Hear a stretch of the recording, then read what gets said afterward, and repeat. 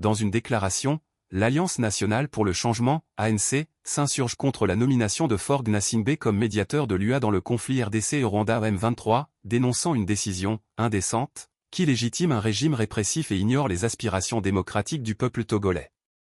Déclaration relative à l'éventuelle désignation de Faure Gnassingbé comme médiateur dans le conflit en République démocratique du Congo, RDC.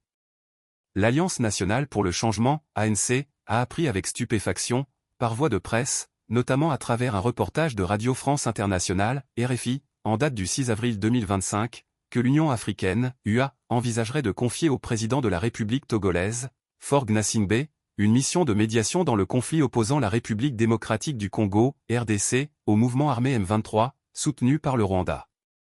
L'ANC exprime sa vive indignation face à cette perspective qui frise l'indécence et constitue une insulte au peuple togolais, qui subit depuis des décennies un régime de terreur, d'injustice et de confiscation du pouvoir.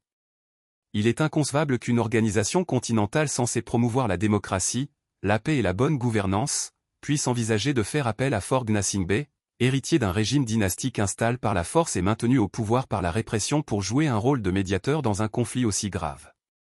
Ce choix, s'il venait à être confirmé, serait non seulement inapproprié mais profondément cynique. Depuis sa prise de pouvoir en 2005 dans un bain de sang qui, selon le rapport d'établissement des faits des Nations Unies, a coûté la vie à plus de 500 personnes, Faure Gnassingbé a méthodiquement verrouillé les institutions, modifié la Constitution à son avantage, et institutionnalisé la répression, la corruption et l'impunité. Il dirige un régime militaire clanique à façade civile, où toute voix dissidente est systématiquement étouffée, embastillée, assassinée ou contrainte à l'exil et où les aspirations démocratiques du peuple togolais sont violemment réprimées. Comment l'Union africaine peut-elle, dans ce contexte, prétendre voir en Faure Gnassingbé un médiateur crédible? Comment peut-elle ignorer les souffrances du peuple togolais et envoyer un tel signal de légitimation à un pouvoir illégitime, antidémocratique et oppressif?